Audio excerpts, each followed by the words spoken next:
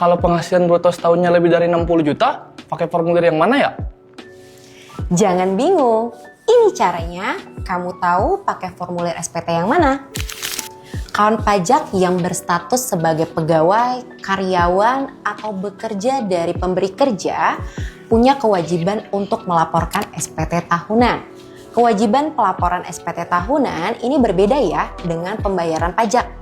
Jadi meskipun kawan pajak sudah dipotong setiap bulannya untuk membayar pajak, kawan pajak tetap punya kewajiban untuk melaporkan SPT tahunan. Jadi, ini cuma bahas tentang pegawai doang. Kalau statusnya masih honorer, gimana? Sama aja kok. Bagi kawan pajak yang berstatus sebagai pegawai, karyawan, honorer, ataupun bekerja dari pemberi kerja yang lain, tetap punya kewajiban untuk melaporkan SPT tahunan selama memiliki NPWP dan berpenghasilan. Lapor SPT tahunan dapat dilakukan secara online. SPT tahunan tahun pajak 2024 yang dilaporkan di tahun 2025 dapat dilakukan di laman djponline.pajak.go.id. Bagi kawan pajak yang berstatus sebagai pegawai, karyawan, atau bekerja dari pemberi kerja yang lain, punya kewajiban untuk menyampaikan SPT tahunan menggunakan formulir. Nah, formulirnya ini berbeda-beda nih setiap orangnya. Pertama kita lihat dulu nih, kawan pajak bekerja di mana. Kalau kawan pajak bekerja di beberapa tempat kerja atau dari beberapa pemberi kerja, kawan pajak punya kewajiban untuk menyampaikan SPT tahunan menggunakan formulir 1770S.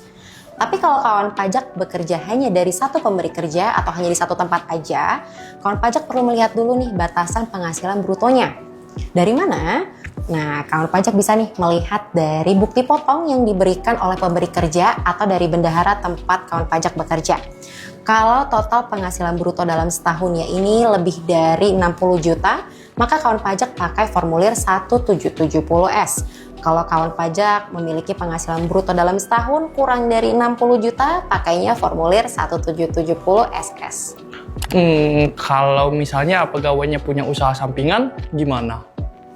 Bagi kawan pajak yang berstatus sebagai pegawai atau bekerja dari pemberi kerja, kemudian punya usaha, nah kawan pajak melaporkan SPT-nya menggunakan formulir 1770.